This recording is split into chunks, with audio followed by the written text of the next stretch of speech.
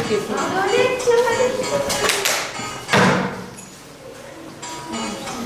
Тез бастай бер. Ана бастай бер. Бастай бер. Келесіңдер мен оқушылар. Балалар, бүгінгі сабағымызды бастамас бұрын шаттық шеңберінен тұрып, бүгінгі күнге, бір-бірімізге сабаққа сәттілік тілеген балалар, барлығымыз шаттық шеңберінен тұрады.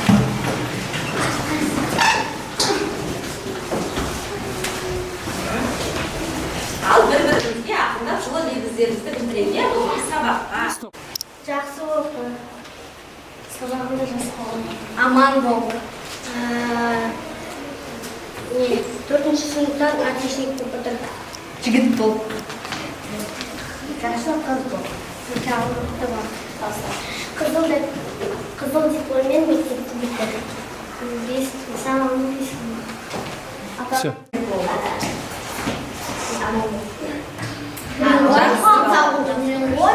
Жақсы балалар, бір-бірімізге сәттілік тіледік. Енді бүгінгі сабаққа сәттілік тілеген балалар.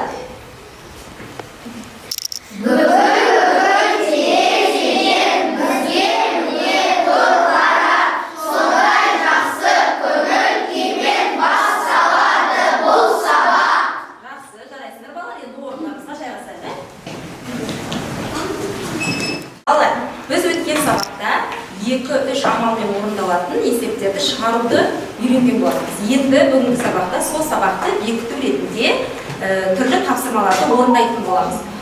Тапсырмалар бізде топтық жұмыс ретінде, жұптық жұмыс ретінде және жеке жұмыс ретінде беріледі. Және де әр орындаған тапсырмаларыңызды балалар осында белгілеп отырасыздар. Бір тапсырманы жақсы орындадыңдар ма? Бір дөңгелек бояйсыздар. 2 тапсырманы жақсы орындадыңдар ма? Дұрыс орындаған. 2 дөңгелек сөйтіп сабақтың соңында өздерінің балдарыңды шығарып аламыз, осыған қарап.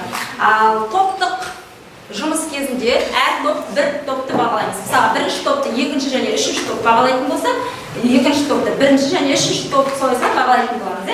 Ал жұптық жұмыс кезінде қолдарыңызда бәріміздің осындай бағалау құралы бар. Егер дұрыс жауап болса, осы жағын көрсетеміз, дұрыс деген белгі жағын.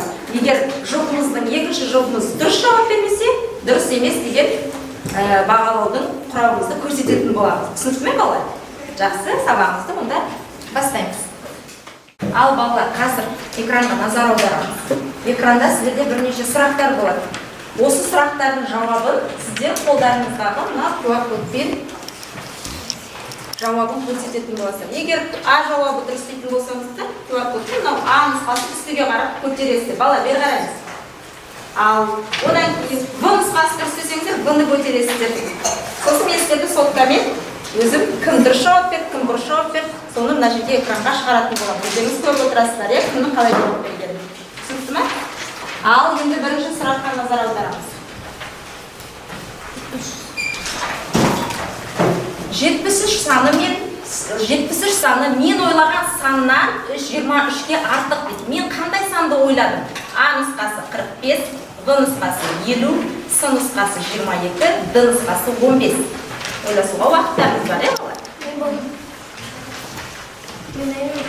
Дайындарды мен өзім жасаймын. Барлығымыз дайынбыз ба? Ал мен қалай ойлайсыздар? 73 саны дейді. Мен ойлаған саннан 23-ке артық. Сонда мен қандай санды ойладым? 50. Айтпаймыз, өз дұрыс жауабыңызды көтеріп отырады. Ал мен тексеремін. Экранда шығып тұрады. Кімнің дұрыс? Дұрыстар жасыл, дұрыс еместер қызыл. Алихан, Бағдәулет. Шықты ма экранда дұрыстар?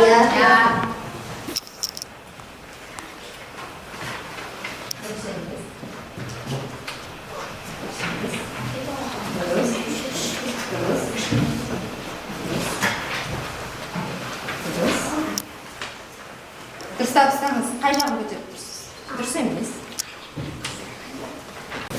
Келесі сұрақ. Бағасы 10 теңге, саны 6 дана. Құны қанша болады? А нұсқасы 60, В нұсқасы 45, С нұсқасы 55 және Д нұсқасы 66. Қайтадан сұрақты дұрыстап оқып алыңдар балалар. Бағасы 10 теңге, саны 6. Құны қанша болады? Ал мен тексерем. Ана жақтамыз. Азамат дұрыс табыста, дұрыс. Экранда шығып тұрады. Интерактивный досқа қарап тұрыңыздар. Кімнің дұрыс жауап бергені да шығып тұрады. Дұрыс табыстаймыз. Өте жақсы. Дұрыс жауап беріп жатсыңдар балалар. Ал балалар, біз жаңа жұмыс жасадық, өзіміз сұрақтарға жауап бердік. Кім дұрыс жауап берді, кім неше сұраққа дұрыс жауап берді, осы бағалау парағы бәріміздің алдымызда бар. Соған белгілейміз. Егер бір сұраққа дұрыс жауап берген болсақ, бір ғана дөңгелекті бояймыз. Сендерге бір ұпай берілді деген сөз. Екі сұраққа дұрыс жауап берген болсаңыздар, екі дөңгелектің ішін бояйсыздар. Түсінікті ме балалар? Бағалау парағы бәріміздің алдымызда тұр. Жақсы. Балалар, бұл бізде ширату жаттығу болсын. Көбейту кестесін кім қаншалықты жақсы біледі екенін қазір тексереміз, балалар. Ал бізде күн шайдай ашық. Кенет аспанда балалар бұлт пайда болды. Жаңбыр жауа бастады, балалар. Енді біздің анамыз не жайып қойды деп ойлайсыңдар, балалар? Кір жайып қойды. Осы кірлер су болып қалмас үшін не істеу керекпіз? Жинау керекпіз. Айға келе ғой, тез кір жинауға анамызға көмектесе ғой.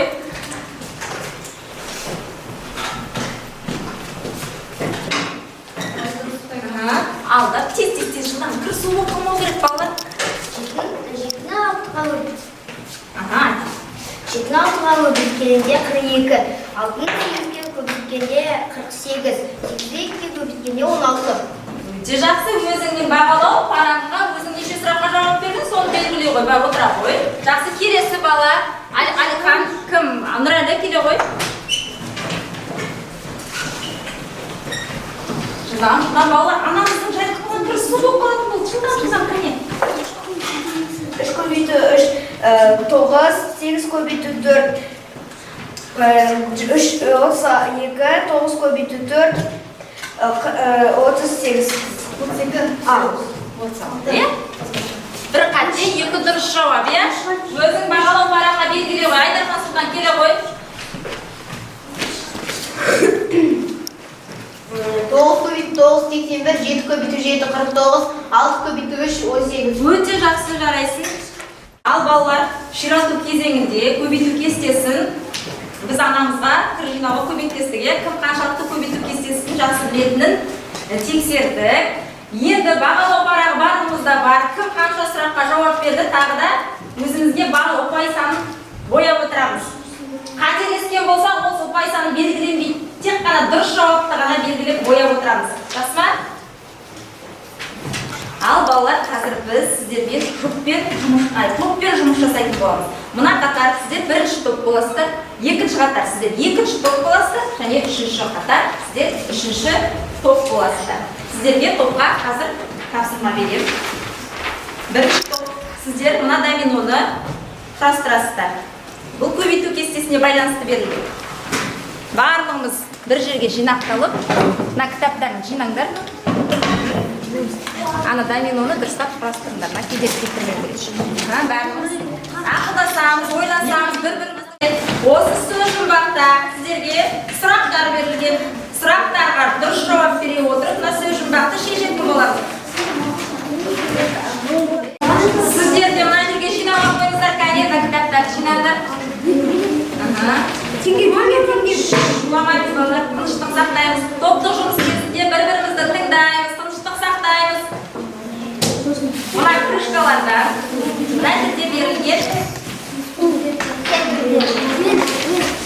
баған есептерді құрастырасыз.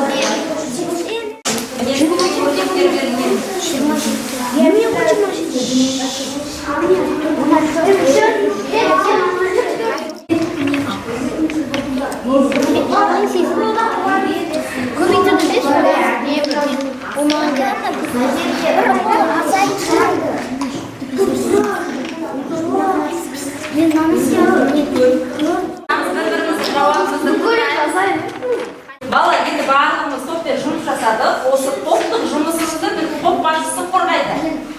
Сіздердің топтарыңыздан кім қорғайды? бағалар. Сіздің тобыңызда Сұлтан, сіздердің тобыңызда сіздерге жақсы. Бірінші топ сіздерге Сізге домино берді. Біз 5 көбейту 5-тен бастадық. 25 шықты. 4 көбейту 1 тең 4. 3-ті 3-ке көбейтсек 9. 5 көбейту 4, 22 көбейту 1, 2, 7 көбейту 2, 14. 6 көбейту 4, 24. 8 көбейту 2, 16. 7 көбейту 5, 35. 7 көбейту 3, 21. 5 көбейту 5, 25. 4 көбейту 4, 16. 9 көбейту 3, 27. 9 көбейту 0. өте жақсы. Доминоны дұрыс орындап шықты, балалар. Екінші топ қалай бағалаймыз бірінші топты? Сұлтан айта қойшы, қалай орындады бірінші топқа? Қандай өзің пікірің бар? Доминоны жақсы шығарды, көбейтуді жақсы есептеді. Өте жақсы. Көбейту кестесі жақсы біледі екен, иә? Енді екінші топ. Тақтаға шығып қорғайды, сіздердікі? Екінші топтың жұмысын топ басшысы бізде Санжар. Санжар кел өздерінің топтық жұмысты қорғай ғой кел. 700 қосу 300 ол 1000 x қосу 7 тең 15 бұл қандай өрнек? Ол теңде өрнегі 8 ондық ол 80. Геометриялық фигура 4 математикалық амал көбейту ойлануды талап ететін мәтінмен берілетін тапсырма түрі ол есеп. Өте жақсы. Отыра ғой. Ешқандай да бізде қате жоқ, иә? Басқа топтар қалай бағалаймыз? Сезім қалай бағалаймыз? Балаларға байланысты. Екінші топтың балалары есепті жақсы шығарды. Сөз жұмбақты жақсы шығарды. Барлық амалдарды дұрыс біледі екен. өте жақсы. Отыра ғой. Енді үшінші топ бізде баған түрінде өрнектер құрастырды. Берілген мынау крышкаларға өрнектер құрастырды. 41 көбейту 5 тең болады 125. Өте жақсы. Жарайсыздар. Қазір біз жұппен жұмыс жасайтын, сіздердің алдарыңызға жұптық жұмыс таратып берді. Әрқайсы жұп жұмыс жасаймыз. Біріге отырып осы жұмыстарды орындайтын боламыз. Ал сіздерге қандай тапсырма? Сіздер мына жерде берілген сандарды натур көздерге орналастырасыздар. Және орналастырғанда бұл сандарды былай да санасақ, былай да, мына жағынан да, былайынан да, қиғашынан да санасақ 15 шығатындай қып тапсырманы, крышкаларды қою керексіңдер. Түсінікті ма тапсырма? Бастаймыз.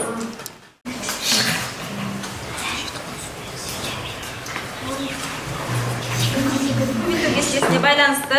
Мен көбейту кестесін айтам, сіздер жауабын айтасыз. Жауабын жылдан басып қалу керексіздер. Сосын бір-біріңізді бағалайсыздар. Ал бастаймыз. 9 жерде 9-ым 81. 4 жерде 4-ым 8 жерде 4-ым 9 жерде 4-ым 3 жерде 3-ім 2 жерде 2-ім 5 жерде 5-ім. Тапсырманы орындап болса, қазір бір-бірімізді енді бағалаймыз. Тапсырмаларды тексереміз, сосын бағалаймыз. Өте жақсы орындағансыңдар. Қане бұл жұптық жұмыста енді Нұрали екеуің бір-біріңді бағалаңдар. Бұл жұмысқа Нұрали қалай атсалысты? Өте жақсы ма? Ал Нұрали Санжарды бағалай ғой. Өте жақсы. Жарайсыңдар балалар.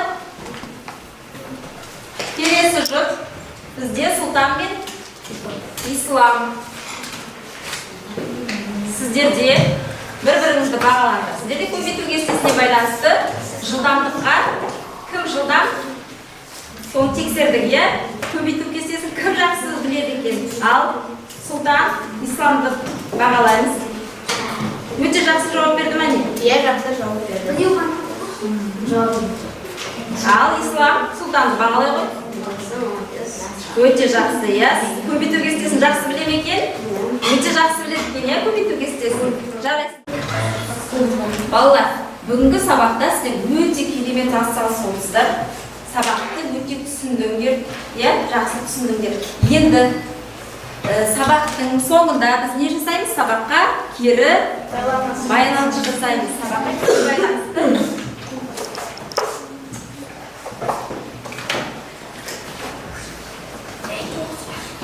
әр оқушы өзі сабаққа кері байланыс жасауды. Қазір мына көздің суреті, бұл мен бүгінгі тапсырмаларды көзіммен көрдім деген сөз, Ал екінші мына жүрекше, бұл апайдың, мұғалімнің мақтауын жүрегіммен сезіндім деген мағынада. Ал қолдардың суреті, мына саусақтар, бүгінгі тапсырманы орындау менің қолымнан келді деген. Енді балалар, қазір осы үшеуінің біреуіне алдарына тырқыстырғышты жабыстырасыздар. Алихан, өзің айта ғой, қайсысын таңдайсың? Қолдар не себепті қолдарды таңдап отырсың? Мен барлық тапсырмаларды орындау қолынан келді. Бағдәулет, сіз қайсысын таңдайсыз? Жүрекшен таңдаймын. Не себепті жүрекшен таңдап? Мұғалімнің мақтауы жүрегімде сезілді. Өте жақсы, жарайсыз. Сұлтан.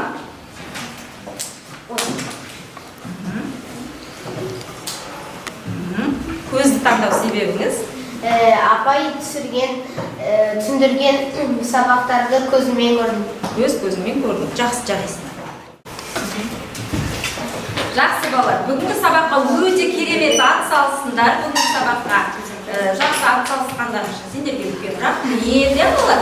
Енді сіздерге үй тапсырмасын тақтаға жазамын. Барлығыңыз пендеріңізді ашып жазып алайық.